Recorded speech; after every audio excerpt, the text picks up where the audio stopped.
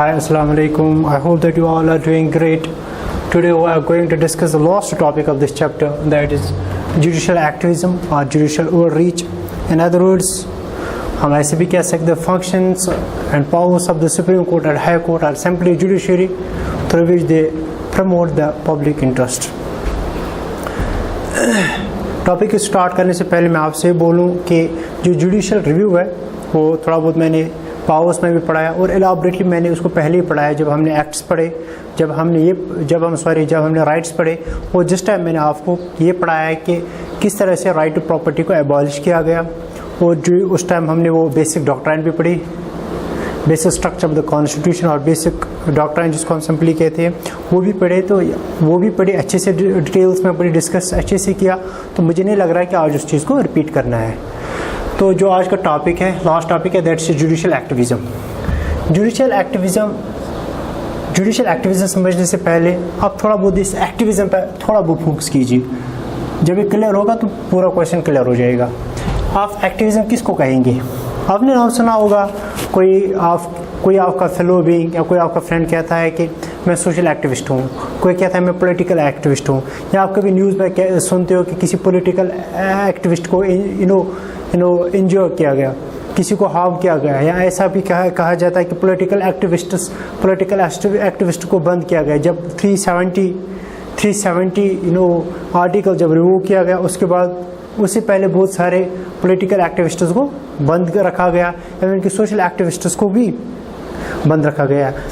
Actually activists क्या है, होते क्या है, इनका काम क्या होता है? अगर हम सोशल एक्टिविस्ट की बात करेंगे, वो चाहता है कि सोसाइटी में कोई चेंज आए जिससे सोसाइटी को बेनिफिट्स पूछे, सोसाइटी को फ़ायदा पूछे, या अगर कोई चेंज सोसाइटी में हो रही है जिससे उस एक्टिविस्ट को लग रहा है नहीं ये चेंज गलत है, ये नहीं होनी चाहिए, इससे हार्म ज़्यादा पूछने वाला है, तो वो चाहता है कि ये चेंज ना हो, और वो अपनी आवाज़ उठाता है, लोगों को अवेयर करता है उस चेंज के अबाउट, क्या वो चेंज होनी है या नहीं होनी है। तो अगर चेंज को होने से पहले ही वो लोगों को अवेयर करता है, गवर्नमेंट को रिक्वेस्ट करता है आप इस चेंज को ना होने दो, तो उसको ओब्वियसली प्रोएक्टिव रोल कहा जाता है। अगर वो चेंज हो गई या वो इस तरह से काम करता है, गवर्नमेंट को प्रेशराइज करता है, नहीं आपको ये करना है या ये चेंज नहीं करनी है, ये कोई चेंज करनी है या कोई चेंज रोकनी है, तो उसको असर्टिव रूल कहा जाता है। तो इन नटशल के एक्टिविस्ट का रोल ये होता है कि रिफॉर्म्स लाना। अगर अच्छे रिफॉर्म्स हैं उनको इम्प्लीमेंट करना है, और सोसाइटी किस चीज़ के लिए? For the benefit of the society. अगर उससे लगता है कि नहीं रिफॉर्म में से कुछ प्रॉब्लम हो सकती है, तो वो फिर उनके अगेंस्ट जा सकता है, वो इन रिफॉर्म्स को इम्प्लीमेंट नहीं होने देगा। तो इस तरह से बहुत सारे एक्टिविस्ट्स हैं। इसी तरह से जब जुडिशरी ये वाले रोल्स इख्तियार कर लेते हैं, जब जुडिशरी या जजेस एक्टिविस्ट बन जाते हैं, या जब जुडिशरी एक्टिविस्ट बन जाती है, तो इसी को जुडिशियल एक्टिविज्म कहते हैं। आपको पता है कि जुडिशरी को अलग पावर्स मिले हैं। जुडिशरी को मैंने बहुत बार पढ़ा है कि जो डिफरेंट ऑर्गन्स हैं इनको कॉन्स्टिट्यूशन ने अलग अलग स्फीयर्स दिए, काम करने के लिए अलग अलग पावर्स दिए। लेकिन ये जुडिशियल एक्टिविज्म है, इसके पावर से थोड़ा बाहर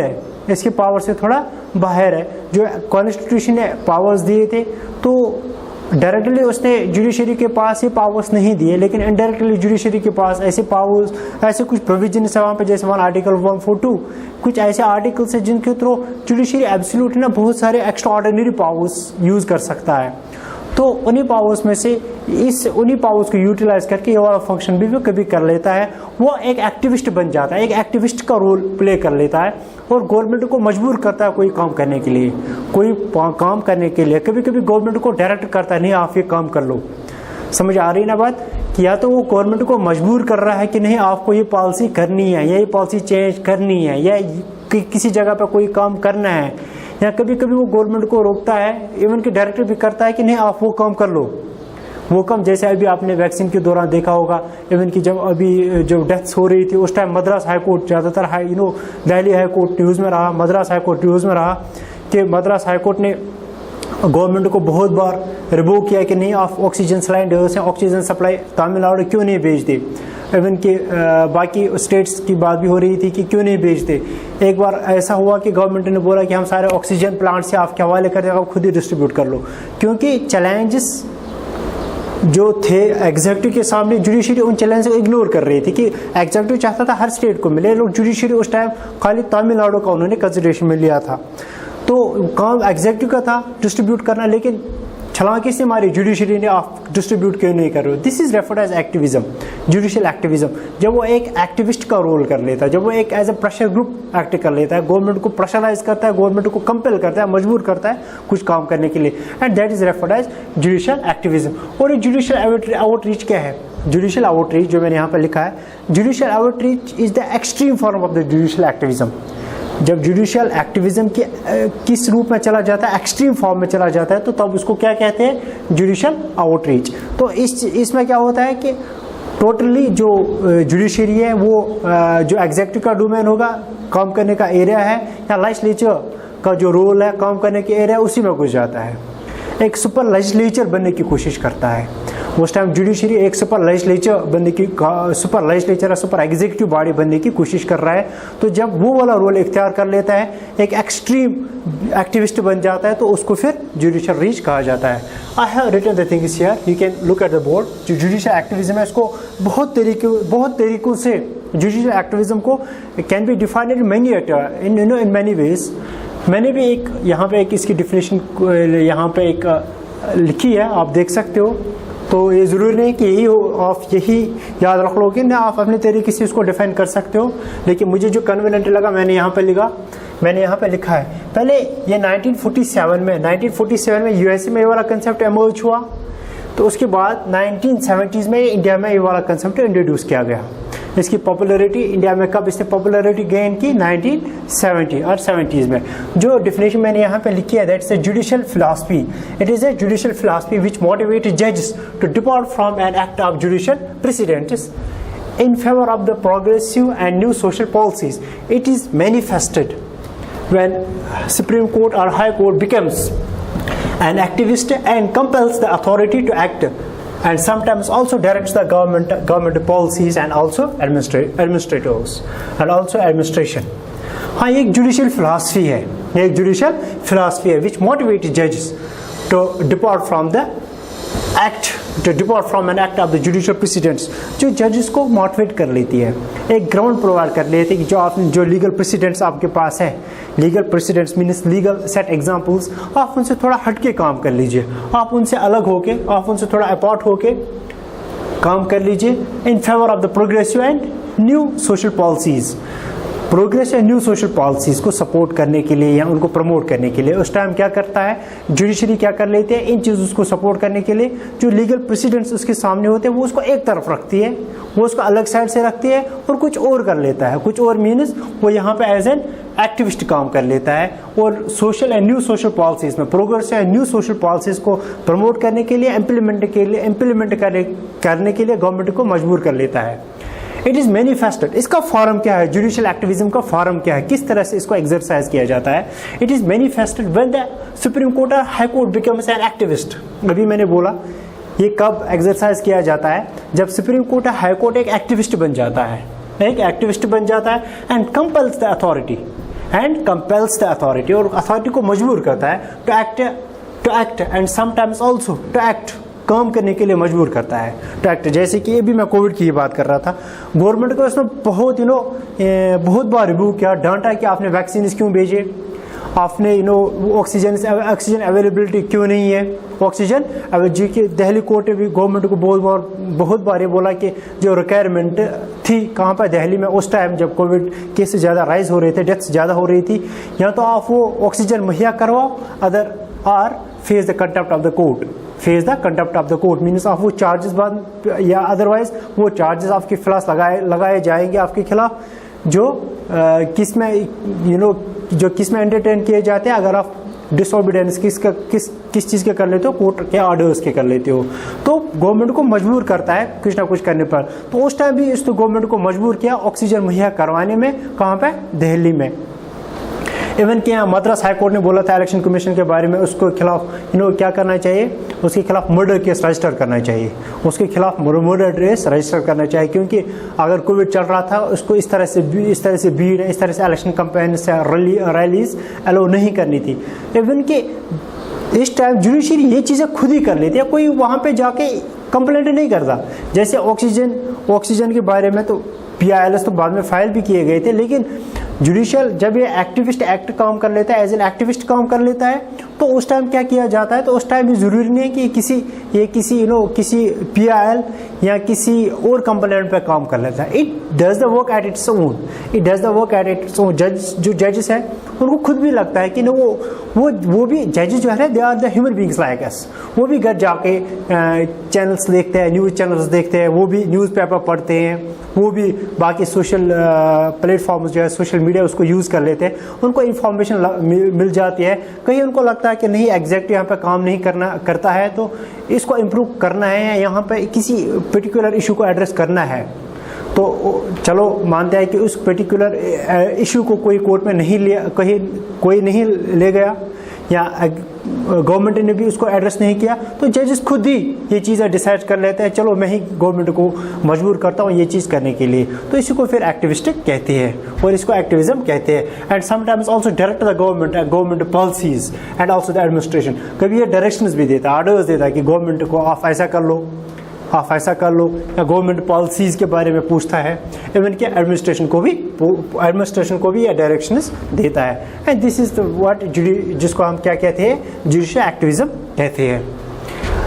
कुछ एग्जांपल्स, जैसे अभी तक सुप्रीम कोर्ट ने इस तरह के काम क्या किए, वो कुछ एग्जांपल्स मैंने साइड किए। जैसे directing the centre to create new policy to handle drought.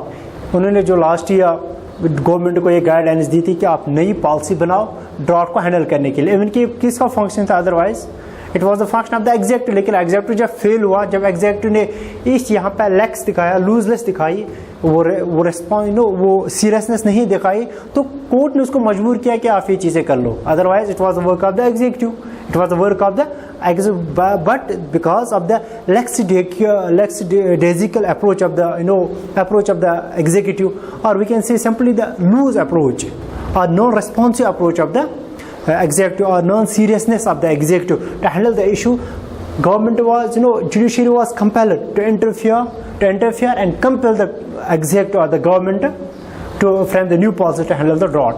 इस तरह से जो नेक्स्ट एग्जांपल में मैंने साइट यहाँ पे की है, स्टेइंग थ्री फॉर्मूलाज, इसको जुडिशियल ओवर रीच भी कहा जाता है। कुछ इनको जुडिशियल ओवर रीच कहते हैं जो गवर्नमेंट को फेवर करते हैं, और जो जुडिशरी को फेवर करते हैं तो वो इसको जुडिशियल एक्टिविज्म कहते हैं। स्टेइंग द थ्री फॉर्मूलाज, जो अभी आज भी प्रोटेस्ट चल रहा है, फार्मर्स ने प्रोटेस्ट कर रहे हैं अगेंस्ट द फार्मूलाज।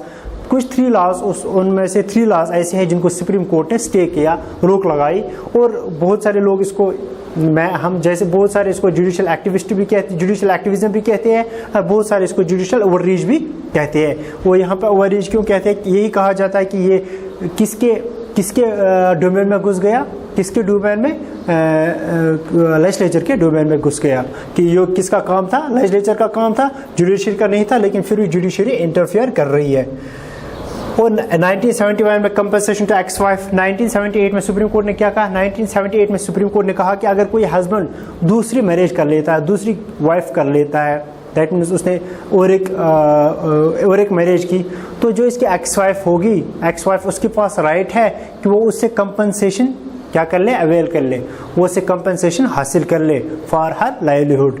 ये भी सुप्रीम कोर्ट ने बनाए। अदरवाइज ये एक एग्जीक्यूटिव का काम था, लेजिस्लेचर का काम था, इस पर एक लॉ बनानी थी, लेकिन बाद में लॉज भी आ गई, ऐसा नहीं है, लेकिन पहले ये सुप्रीम कोर्ट ने किया।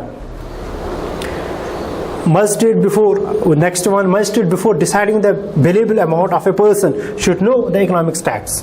मजिस्ट्रेट, सुप्रीम कोर्ट ने रूलिंग दी कि कोई भी मजिस्ट्रेट जब वो किसी पर्सन के लिए बिलेबल अमाउंट डिसाइड कर लेगा, पहले मजिस्ट्रेट को क्या करना है, उसका जो इकोनॉमिक स्टैट्स है उसको जानना है, और उस इकोनॉमिक स्टैट्स को फिर कंसिडरेशन में रख के ही वो वाला अमाउंट डिसाइड करना है। ये कुछ एग्जांपल्स मैंने साइड की है that protects the judicial activism, means इस टाइम जुडिशरी ने एज एन, और सुप्रीम कोर्ट ने एज एन एक्टिविस्ट काम किया।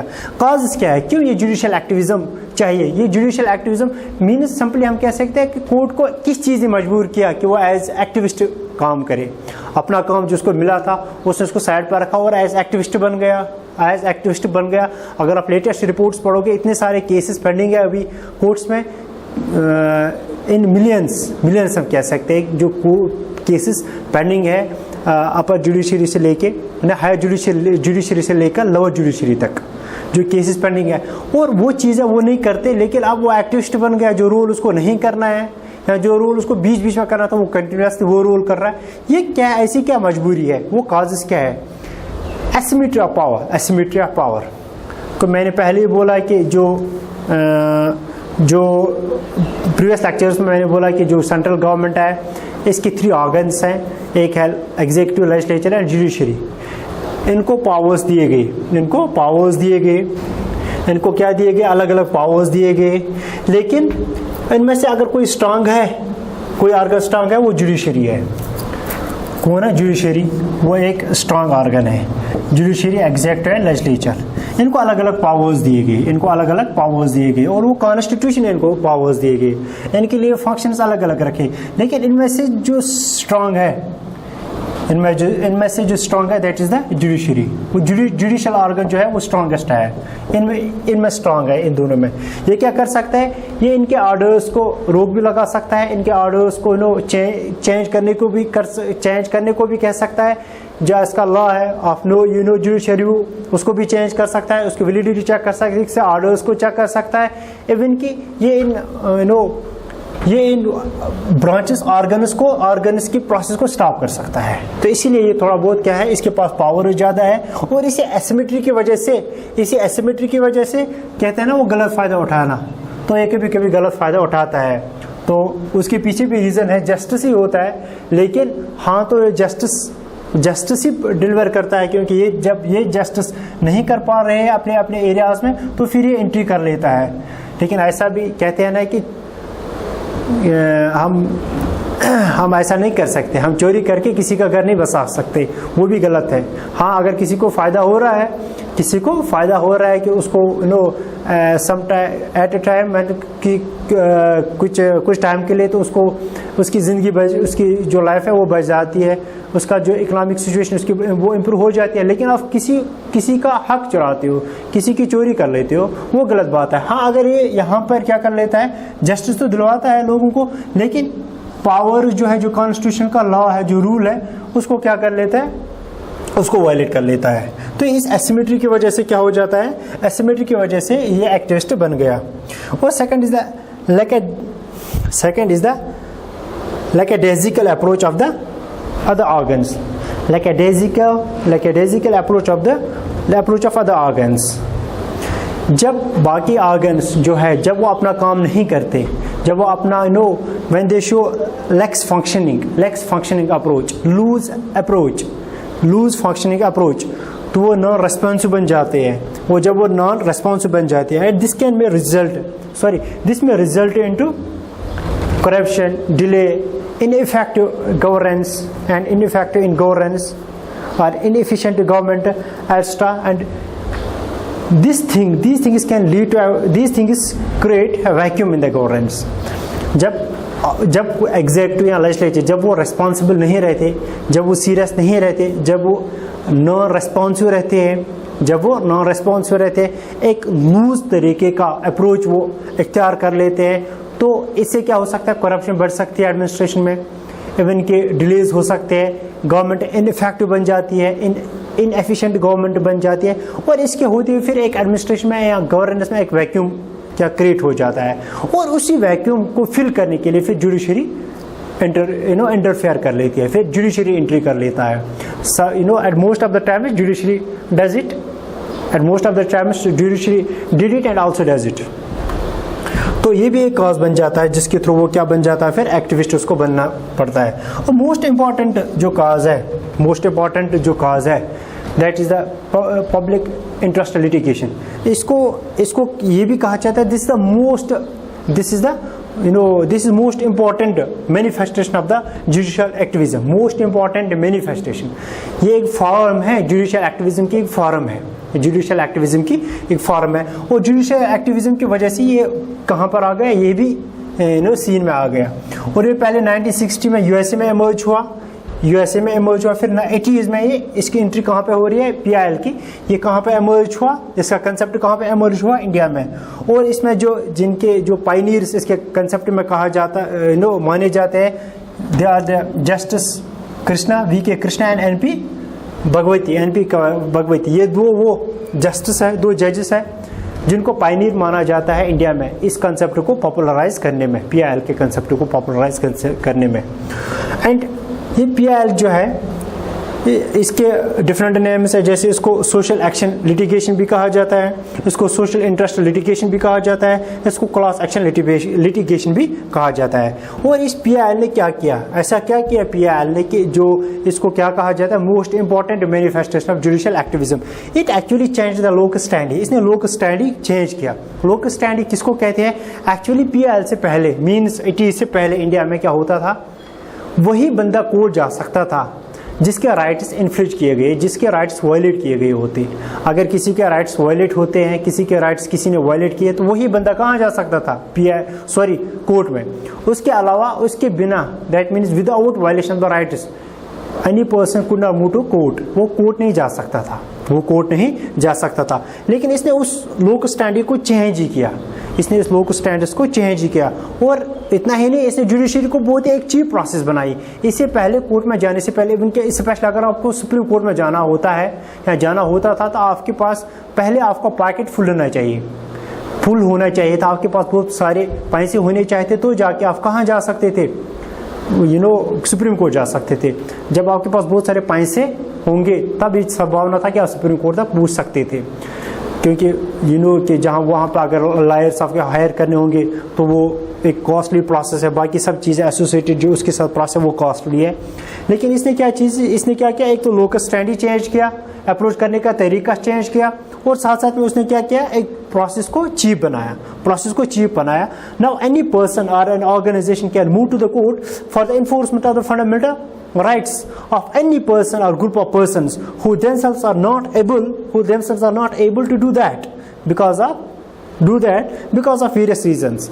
अब ऐसा नहीं है कि अगर किसी के राइट्स वायलेट हुए तो वही कहाँ जा सकता है, कोर्ट जा सकता है, नहीं। जब से पीआईएल आया कोई भी पर्सन कोर्ट जा सकता है, और किस चीज के लिए, खाली अपने राइट्स को इन्फोर्स करने के लिए नहीं, बल्कि बाकी अगर कोई पर्सन है या ग्रुप ऑफ पर्सन्स है उनके राइट्स अगर वायलेट होते हैं उनको भी इन्फोर्स करने के लिए, उनको भी, that means mover of the PIL, अगर उसके राइट्स तो ठीक है, ऐसा नहीं कि उसको कोर्ट में नहीं कहा जाएगा कि आपके तो राइट्स तो किसी ने वायलेट नहीं किए है, किसी और के राइट्स वायलेट हुई है तो आप क्यों आ रहे हो उनके राइट्स को इन्फोर्स करवाने के लिए, नहीं। पीआईएल ने वो वाले ग्राउंड्स ऊपर रखे, वो वाले रास्ते ऊपर रखे। अगर कोई ऐसा बंदा है, कोई गरीब है या इकोनॉमिक प्रॉब्लम्स है और कोई डिसेबिलिटीज है जिसकी वजह से वो कोर्ट नहीं जा सकता, सुप्रीम कोर्ट और हाई कोर्ट नहीं जा सकता, कोई भी बंदा उसके बिहाफ पर कोई भी बंदा जो इंटरेस्टेड होगा वो जा सकता है, वो पीआईएल सबमिट कर सकता है। आज कोर्ट जाने की जरूरत भी नहीं है, आज ये ऑनलाइन प्रोसेस है, आप घर में बैठ के ही ये पीआईएल सबमिट कर सकते हो। तो वो वाला रीजन, जैसे कि पहले क्या चाहिए था, violation of the fundamental rights, वो तो खत्म हो गया तब से। तो फ्रिक्वेंटली इससे क्या हुआ कि इससे डिमांड बढ़ गई कि जुडिशरी को डिमांड किया गया कि वो एडमिनिस्ट्रेशन में इंटरफेयर करे, क्योंकि एडमिनिस्ट्रेशन में बहुत सारी मैंने अभी बोला कि लेक्स अप्रोच हो रहा था, तो डिमांड्स बढ़ गया, एडमिनिस्ट्रेशन में क्या कीजिए, इंटरफेयर कीजिए। और तब से जब इसने एडमिनिस्ट्रेशन में इंटरफेयर तो तब से तो कर रही है, जो अभी मैंने क्या कुछ एग्जांपल साइट की।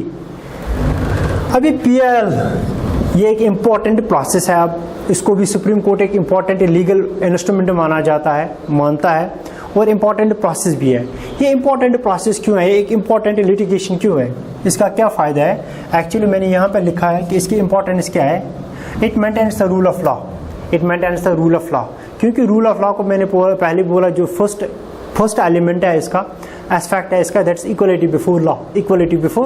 यहाँ पर इक्वलिटी बिफोर लॉ नहीं था इससे पहले, पीआईएल से पहले था, लेकिन अगर हम ग्राउंड्स रियलिटी में देखेंगे तो प्रैक्टिकल सेंस में देखेंगे तो नहीं था, क्योंकि मैं भी आपको यही बोल रहा था कि अगर आपको सुप्रीम कोर्ट जाना होता तो आपके पास बहुत सारे पैसे होने चाहिए थे। अगर पैसे आपके पास होते तो जाके आप सुप्रीम कोर्ट जा सकते थे। अगर कोई ऐसा पर्सन है जो इकोनॉमिकली बहुत वीक है या economically weaker section of the society, जिनको नो लाइवलीहुड के लिए या लाइवलीहुड के लिए भी, बेसिक नीड्स के लिए भी पैसे बराबर नहीं होते, वो किस तरह से कोई इशू लेके सुप्रीम कोर्ट जाते। तो वैसे उनके लिए तो जुडिशरी होना या न होना एक ही बात थी, क्योंकि उन्हें पता था कि हम जस्टिस वहाँ से अवेल नहीं कर सकते, क्योंकि वहाँ से जस्टिस अवेल करना मीन जस्टिस को परचेज करना है, और वो परचेज हम नहीं कर सकते क्योंकि हमारे पास उतने पैसे नहीं है, और ऊपर से जो जस्टिस वहाँ से परचेज करना होगा इसका कॉस्ट भी ज़्यादा है, इट्स मोर कॉस्टली। तो इस तरह से वो इस चीज़ को बाईपास ही कर लेते थे, इवन कि वो इनजस्टिस एक्सेप्ट कर लेते थे, लेकिन कोर्ट में जस्टिस अवेल करने के लिए नहीं जाते थे बिकॉज ऑफ मेनी रीजन्स, तो मोस्टली इकोनॉमिक रीजन्स। तो इसने क्या किया, इसने उस प्रोसेस को, मैंने अभी बोला कि उस प्रोसेस को PIL ने चेंज ही किया। अब घर बैठ के कोई भी बंदा अपनी फ़ोन से ही PIL सबमिट कर सकता है। तो maintain rule of law, facilitates effect access to justice, facilitates effect access to justice, effect access, कोई भी बंदा जा सकता है, किसी भी तरीके से जा सकता है, दैट मीन्स किसी भी इशू के लेके कोर्ट जा सकता है, और पैसे भी आप खर्च नहीं करने हैं। पैसे भी आप पहले इस चीज़ को रजिस्टर करने के लिए या सबमिट करने के लिए पैसे भी नहीं चाहिए। Meaningful realisation of the fundamental rights, meaningful realisation, इसने क्या फंडामेंटल राइट्स को एक मीनिंगफुल बनाया, क्योंकि आप पता अगर किसी के फंडामेंटल राइट्स क्या हो गए, वायलेट हुए, तो उसको कोर्ट जाने की जरूरत नहीं है, बस घर में बैठ के ही PIL सब फाइल कर लो। कंसर्न्स क्या है, पावर, इसके कंसर्न्स क्या, प्रॉब्लम्स क्या है।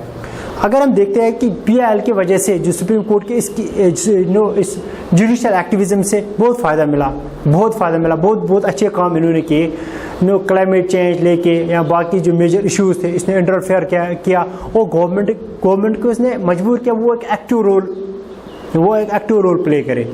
इवन कि आपको अभी भी याद ही होगा कि जो अभी भी मैंने आउटसाइड भी मैंने डिस्कस किया कि कोविड के दौरान कितना अच्छा काम जुडिशरी ने किया, अगर तो ये इतना अच्छा काम कर ही लेता है अंडर दिस फंक्शन, मीन्स जब ये एक्टिविस्ट काम कर लेता है, एक्ट कर लेता है, तो प्रॉब्लम क्या है, कंसर्न क्या है। फिर प्रॉब्लम ये है कि undermines the doctrine of the separation of powers. मैंने पहले भी बोला, इस टाइम भी बोला, इससे पहले भी बोला कि जो हमारी कॉन्स्टिट्यूशन है उसने सेपरेशन ऑफ पावर्स का कंसेप्ट दिया है, मींस कंसेप्ट नहीं दिया एक्चुअली, उसने इन ऑर्गन्स को अलग अलग किया है। इसी को हम सेपरेशन ऑफ पावर्स कहते हैं, क्योंकि इसको अलग पावर्स मिले, इसको अलग पावर्स मिले, इसको अलग पावर्स मिले। ये तो कॉन्स्टिट्यूशन ने अलग अलग पावर्स दे दिए, तभी मैंने बोला कि कॉन्स्टिट्यूशन ने इनको ये वाला कंसेप्ट दिया, सेपरेशन ऑफ पावर्स का कंसेप्ट दिया। अब ये डॉक्ट्राइन जो हमारे कॉन्स्टिट्यूशन में अप्लाई हो रही है, हाँ फ्लेक्सिबल फॉर्म में हो रही है, रिजिड में नहीं है, लेकिन उसको वायलेट किया जाता है। It makes a mockery of this doctrine. Negligence of the challenges faced by the legislature and executive, जो चैलेंजेस लेजिस्लेचर और एग्जीक्यूटिव फेस कर लेता है, वो चैलेंजेस जुडिशरी उन चैलेंजेस को ध्यान में नहीं रखती जब जुडिशरी इंटरफेयर कर लेते हैं, या जुडिशरी क्या कर लेता है, एग्जीक्यूटिव को डायरेक्ट कर लेता है, आप ये पॉलिसीज कर लो, वो चेंज कर लो, या कोई पॉलिसी इंप्लीमेंट कर लो। जब जुडिशरी या लेजिस्लेचर जब ये कोई काम कर लेता है, ये या कोई पॉलिसी फ्रेम कर लेता है, चार चीज़ें जब जुडिशरी काम कर लेती है, चार चीज़ें दिमाग में रखती है, जैसे 4 F's ये fund, framework, function and functionary. इन 4 F's को दिमाग में रखें, fund, function, fund, framework, function and functionary. इन चीज़ों को ये क्या रखती है, दिमाग में रखती है, और तो जाके बाद में क्या कर लेता है, जुडिशरी कोई भी ये स्टेप लेती है या कोई भी पॉलिसी इंप्लीमेंट कर लेती है। लेकिन जब ऐसा काम कौन कर लेता है, जुडिशरी जब ऐसा काम कर लेता है, तो ये इन चीज़ों को इग्नोर करता है, ये इन एफ्स को दिमाग में नहीं रखता। तो इसकी वजह से क्या होता है, जब वो गवर्नमेंट को मजबूर किया जाता है काम करने के लिए, तो वहाँ पे इकोनॉमिक प्रॉब्लम्स क्रिएट हो जाती है। इसलिए जो चैलेंजेस किसके सामने होते हैं, जो चैलेंजेस लेजिस्लेचर और एग्जीक्यूटिव के सामने होते हैं, वो उन चैलेंजेस को जुडिशरी दिमाग में नहीं रखती, जुडिशरी कंसिडरेशन में नहीं रखती जब वो इंटरफेयर कर लेते हैं इनके एरियाज में। Next is the lack of accountability of the judiciary. Sorry, it's a lack of accountability of the judiciary. अरे हमें पता है कि एग्जीक्यूटिव जो एग्जीक्यूटिव के मेंबर्स होते हैं, पॉलिटिकल एग्जीक्यूटिव स्पेशली, या जो लेजिस्लेचर के मेंबर्स होते हैं, वो आंसरेबल होते हैं लोगों को, क्योंकि हमने उनको इलेक्ट किया होता है। अगर कुछ गलत करेंगे तो क्या कर सकते हैं, हम उनसे आंसर मांग सकते हैं कि आपने क्यों किया, हम प्रोटेस्ट कर सकते हैं। लेकिन ऐसा कुछ जुडिशरी में नहीं देखा जाता। जुडिशरी जो मेंबर्स होते हैं वो हमने इलेक्ट नहीं किए होते, इसलिए वो आंसरेबल नहीं है। हम उनसे आंसर नहीं ले सकते, आपने कोई आपने ऐसा स्टेप क्यों उठाया, कोई ऐसा काम क्यों किया। और one more thing there is the contempt of the court. आप हैरिश क्रिटिसिज्म भी नहीं कर सकते, आप जुडिशरी को एक उस तरह से क्रिटिसाइज नहीं कर सकते कि इसका जो फैम है, इसका जो रुतबा स्टैट्स वो लवर हो जाए। अगर ऐसा आप कर सकते हो तो आपके खिलाफ contempt of the court charges लग सकते हैं, तो वो डर भी रहता है। तो next is a threat to the credibility of the judiciary. Threat to the credibility of the judiciary, जब जुडिशरी किसी और डोमेन में जाती है, किसी और एरिया में जाती है, तो judiciary is not able to uphold the law, it violates the law there, it is not able to uphold the law. जब ये खुद ही लॉ अपहोल्ड करेगी, और वन मोर थिंग कि जो अपना इसका मेन फंक्शन है वो मेन फंक्शन भी अपहोल्ड नहीं कर सकती, तो यहाँ से क्या हो सकता है, इसकी जो क्रेडिबिलिटी है उस पर क्वेश्चन राइज हो सकते हैं, या इसकी जो क्रेडिबिलिटी है उसको थ्रेट पूछने के बहुत चांसेस है। तो आई थिंक कि ये सब चीज़ आपको क्लियर हुई होंगी। और कोई क्वेश्चन आप पूछेगा। Thank you.